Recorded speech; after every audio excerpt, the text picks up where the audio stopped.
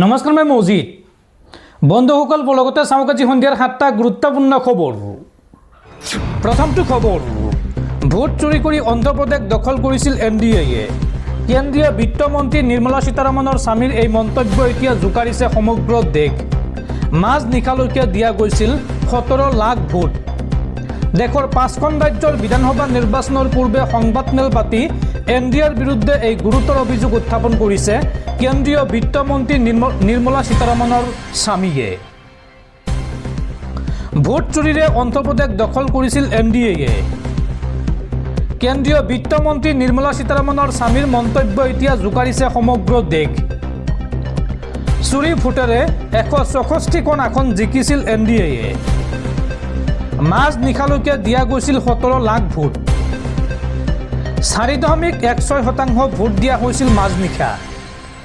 নিশা 11:45 পৰা পুৱতি নিশা 2 বজালৈকে দিয়া হৈছিল এই ভোট। 35টা কেন্দ্ৰত এনেদৰে চলিছিল ভোটদান প্ৰক্ৰিয়া। আৰু এনেদৰে 2024ৰ নিৰ্বাচনত জয়ী হৈছিল চন্দ্ৰবাবু নাইডুৰ TDP-য়ে। কেন্দ্ৰীয় বিত্তমন্ত্ৰী নিৰ্মলা সীতাৰমণৰ স্বামী পৰকলা প্ৰভাকৰৰ এই মন্তব্যৰ পিছতেই এতিয়া দেশৰ ৰাজনৈতিক মহলত বিশেষ চৰ্চা আৰম্ভ হৈছে। এখন সংবাদমেলত এই তথ্য দাখিল কৰে পৰকলা প্ৰভাকৰে।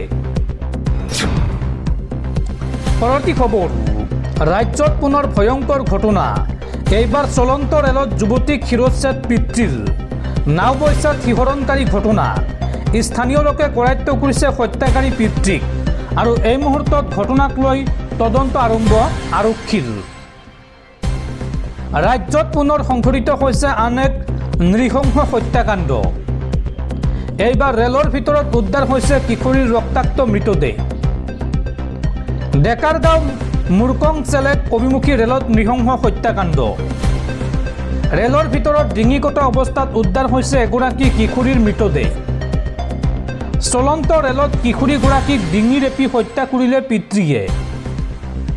কন্যাক হত্যা কৰি ৰেলৰ পৰা জাপ পিতৃ সুনীল মুৰ্মুৰ। আৰু লগে লগে 3 যুৱকে খেদি খেদি গৈ কৰায়ত্ব কৰিলে হত্যাত অভিযুক্ত সুনীল মুৰ্মুক। 8 বছৰীয়া কিশোৰীগৰাকীৰ সৈতে দবাটোত একেলগে আছিল সুনীল। আৰু দবাটোত বহি থকা আন এগৰাকী মহিলাই প্ৰত্যক্ষ কৰিছিল এই সমগ্ৰ ঘটনা। গুৱাহাটী ষ্টেচনত পিতৃ সুনীলৰ সৈতে ৰেলত উঠিছিল এইগৰাকী কিশোৰী। আৰু চিলনীবাৰী ষ্টেচনত ঘটনা পোহৰলৈ অহাত হাহাকাৰ লাগে যাত্ৰীসকলৰ মাজত। সুনীল মুৰ্মুক চিলনীবাৰী আৰক্ষীক গতাই দিয়ে এই 3 যুৱকে। ঘটনা সন্দৰ্ভত GRP আৰু অসম আৰক্ষীয়ে আৰম্ভ কৰিছে তদন্ত। পৰৱৰ্তী খবৰ, ৰাজ্যসভাৰ উপসভাপতি পদৰ পৰা অপসাৰণৰ পিছতে এই সন্দৰ্ভত প্ৰথমবাৰলৈ প্ৰতিক্ৰিয়া প্ৰকাশ কৰিছে আপৰ সাংসদ ৰাঘৱ চাড্ডাই। ৰাঘৱ চাড্ডাই এই সন্দৰ্ভত মন্তব্য কৰি কয় যে মোৰ নীৰৱতাক পৰাজয় বুলি ভাবি নল'ব। আপৰ বিৰুদ্ধে সৰব হৈ পৰিছে সাংসদ ৰাঘৱ চাড্ডা। আম আদমি পাৰ্টিলৈ এই সন্দৰ্ভত প্ৰেৰণ কৰিলে বাৰ্তা সাংসদগৰাকীয়ে। সাংসদগৰাকীয়ে কয়, মোৰ নীৰৱতাক পৰাজয় বুলি ভাবি নল'ব। কিয় মোৰ কণ্ঠ ৰোধ কৰা হৈছে, এই বুলি প্ৰশ্ন সাংসদ ৰাঘৱ চাড্ডাৰ। ৰাজ্যসভাৰ উপসভাপতি পদৰ পৰা অপসাৰণৰ পিছতে এই সন্দৰ্ভত প্ৰতিক্ৰিয়া প্ৰকাশ কৰিছে ৰাঘৱ চাড্ডাই। সংসদত কোনেও নকৰা প্ৰশ্ন মই কৰোঁ, এই মন্তব্য কৰিছে সাংসদগৰাকীয়ে। সাংসদগৰাকীয়ে লগতে কয় যে জনতাৰ হকে কথা কোৱাটো অপৰাধ নেকি? আম আদমি পাৰ্টিৰ সমস্যা সমাধান কৰিব নিবিচাৰে নেকি আম আদমি পাৰ্টিয়ে? জনতাই মোক মৰম দিছে আৰু জনতাৰ হকে প্ৰশ্ন কৰি যাম।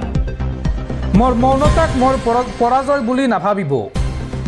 মই এনে এখন নদী যিয়ে সময় আহিলেই জলপ্ৰলয়ৰ ৰূপ লওঁ। ৰাজ্যসভাত সাধাৰণ লোকৰ সমস্যাৰ কথা কৈ চৰ্চাত আছিল সাংসদ ৰাঘৱ চাড্ডা। কিন্তু হঠাৎ ৰাঘৱ চাড্ডাক উপসভাপতি পদৰ পৰা অপসাৰণ আপৰ। ৰাঘৱ চাড্ডাৰ সলনি আম আদমি পাৰ্টিয়ে দায়িত্ব দিয়ে অশোক মিত্তালক। কিন্তু হঠাৎ ৰাঘৱ চাড্ডাক কিয় অপসাৰণ কৰিলে আম আদমি পাৰ্টিয়ে?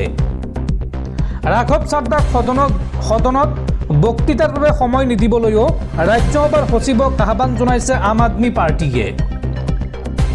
এতিয়া প্ৰশ্ন উত্থাপন হৈছে টেলিকম কোম্পানীৰ হেঁচাৰ বাবে এই পদৰ পৰা আঁতৰালে নেকি ৰাঘৱ চাড্ডাক নে ৰাঘৱ চাড্ডাৰ বিৰুদ্ধে আম আদমি পাৰ্টিত আৰম্ভ হৈছে বিদ্ৰোহ উল্লেখযোগ্য যে অৰবিন্দ কেজৰিৱাল মনীষ সিসোদিয়াৰ বিৰুদ্ধে উত্থাপিত অভিযোগৰ সময়ত মৌনতা অৱলম্বন কৰিছিল ৰাঘৱ চাড্ডাই অৱশ্য এই সন্দৰ্ভত আম আদমি পাৰ্টিয়ে প্ৰকাশ কৰা নাই কোনো বিবৃতি উল্লেখযোগ্য যে টেলিকম কোম্পানীৰ মাধমাৰ পিতৃকালীন ছুটি পেকেটিং ফুড ইত্যাদি বিষয়ক লৈ ৰাজ্যসভাত সৰব হৈছিল সাংসদজন কিন্তু হঠাৎ ৰাজ্যসভাৰ যি পদ আছিল পদৰ পৰা আঁতৰাই দিয়া হৈছে সাংসদ ৰাঘৱ চাড্ডাক দৰ্শকসকল আৰু বহুতো গুৰুত্বপূৰ্ণ খবৰ আছে তাৰ আগতে আপোনাক জনাও যে যদি আপুনি এতিয়ালৈকে এইটো ভিডিঅ'ত লাইক কৰা নাই তেন্তে এতিয়াই ভিডিঅ'টোত লাইক কৰি দিয়ক আৰু এনেকুৱা ধৰণৰ ভিডিঅ'সমূহ নিতৌ চাবলৈ চেনেলটো ছাবস্ক্ৰাইব কৰি কাষত থকা বেল আইকনটো প্ৰেছ কৰি ৰাখক পৰৱৰ্তী খবৰ অসমত এইবাৰ পুনৰ বিজেপি চৰকাৰ হ'লে প্ৰতিজন অবৈধ অনুপ্ৰৱেশকাৰীক দেশৰ পৰা বাহিৰ কৰি দিয়া হ'ব আৰু লগতে ৰাজ্যৰ প্ৰতিটো জনজাতীয় পৰিয়ালক একোজনীকৈ গাই গৰু আৰু মহ উপহাৰ দিব বিজেপি চৰকাৰে অসমত নিৰ্বাচনী প্ৰচাৰ চলাই এই বৃহৎ ঘোষণা কেন্দ্ৰীয় গৃহমন্ত্ৰী অমিত শ্বাহৰ দুধনৈত কেন্দ্ৰীয় গৃহমন্ত্ৰী অমিত শ্বাহৰ নিৰ্বাচনী সভা দুধনৈ বিধানসভা সমষ্টিৰ বিজেপিৰ প্ৰাৰ্থী টংকেশ্বৰ ৰাভাৰ হৈ চলাইছে নিৰ্বাচনী প্ৰচাৰ বিশাল নিৰ্বাচনী সভাখনত ভাষণ দি কেন্দ্ৰীয় গৃহমন্ত্ৰী অমিত শ্বাহে কয় যে অবৈধ বিদেশী অনুপ্ৰৱেশকাৰীক দেশৰ পৰা বাহিৰ কৰি দিব বিজেপি চৰকাৰে গোৱালপাৰাৰ চাৰিওটা সমষ্টিত বিজেপি প্ৰাৰ্থীক ভোট দিব কংগ্ৰেছে অসমক অশান্ত কৰি ৰাখিছিল 10,000 লোকক অস্ত্ৰ ত্যাগ কৰাই মূল সুঁতিলৈ ঘূৰাই আনিলে বিজেপিয়ে আৰু আগন্তুক 5 বছৰতো বিজেপি জয়ী হ'লে কোনো হিংসাত্মক ঘটনা সংঘটিত নহয় কংগ্ৰেছে অসমৰ সংস্কৃতিৰ বাবে কোনো কাম কৰা নাছিল কিন্তু বিজেপিয়ে অসমৰ সংস্কৃতিক বিশ্বৰ দৰবাৰলৈ নিব বিচাৰে অসমৰ 1.5 লাখ বিঘা একৰ ভূমি বেদখলমুক্ত কৰিলে বিজেপি চৰকাৰে প্ৰতিগৰাকী মহিলাক প্ৰতি মাহে 3,000 টকাকৈ দিব বিজেপি চৰকাৰে নতুন উদ্যোগ প্ৰতিষ্ঠা কৰি যুৱক যুৱতীক কৰ্মসংস্থাপন দিয়া হ'ব কংগ্ৰেছে এনে কাম কৰিব পৰা নাছিল সেয়ে এটাও ভোট যেন হাতৰ চিহ্নত নিদিয়ে আপোনালোকে সকলোৱে বিজেপিক ভোট দিব গৃহমন্ত্ৰীগৰাকীয়ে লগতে কয় যে ৰাজ্যৰ প্ৰতিটো পৰিয়ালে লাভ কৰিব এজনীকৈ গাই গৰু আৰু মহ ৰাজ্যৰ প্ৰতিটো জনজাতীয় পৰিয়ালে লাভ কৰিব এই সুবিধা এই বৃহৎ ঘোষণা কেন্দ্ৰীয় গৃহমন্ত্ৰী অমিত শ্বাহৰ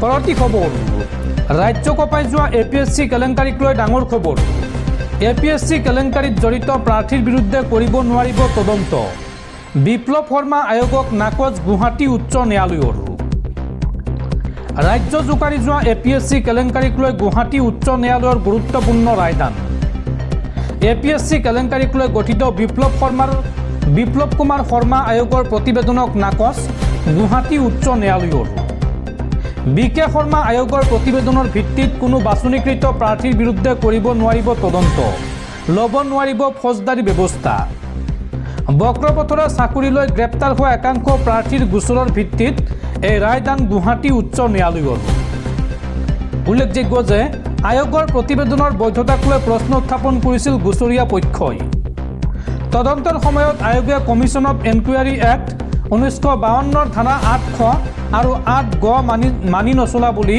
ৰায় দিয়া গুৱাহাটী উচ্চ ন্যায়ালয়ে আয়োগে এই মৌলিক প্ৰক্ৰিয়াবোৰ মানি নচলাৰ বাবে এই প্ৰতিবেদনখন নাকচ কৰে অৱশ্য এই প্ৰতিবেদনখন সম্পূৰ্ণৰূপে বাতিল কৰা নাই গুৱাহাটী উচ্চ ন্যায়ালয়ে পৰৱৰ্তী খবৰ ইৰাণৰ ওপৰত আক্ৰমণ কৰি এইবাৰ মহা বিপদত পৰিছে ইজৰাইল আৰু আমেৰিকা এই সন্দৰ্ভত পুনৰ কঠোৰ সকিয়নি ইৰাণে মন্তব্য কৰি কয় যে কেতিয়াও আগৰ দৰে আৰু মুকলি নহয় ষ্টেট অফ হৰমুজ যুদ্ধৰ পূৰ্বৰ অৱস্থালৈ আৰু ঘূৰি নাহে ষ্টেট অফ হৰমুজ আমেৰিকা আৰু ইজৰাইলৰ বাবে সম্পূৰ্ণ বন্ধ থাকিব ষ্টেট অফ হৰমুজ এই ঘোষণা ইৰাণৰ ষ্টেট অফ হৰমুজত ইৰাণৰ একচ্ছত্ৰী আধিপত্য আমেৰিকাত ইৰাণৰ নিৰাপত্তা বিষয়াৰ স্পষ্ট সকিয়নি যুদ্ধৰ পূৰ্বৰ অৱস্থালৈ আৰু ঘূৰি নাহে ষ্টেট অফ হৰমুজ বিপদত পৰিছে ট্ৰাম্প চৰকাৰ আমেৰিকা আৰু ইজৰাইলৰ বাবে সম্পূৰ্ণ বন্ধ থাকিব ষ্ট্ৰেইট অফ হৰমুজ। ইৰাণৰ অনুমতি অবিহনে পাৰ হ'ব নোৱাৰিব কোনো জাহাজ এই হৰমুজ প্ৰণালীৰে। যিকোনো জাহাজ পাৰ হ'বলৈ এতিয়া ল'ব লাগিব ইৰাণৰ অনুমতি।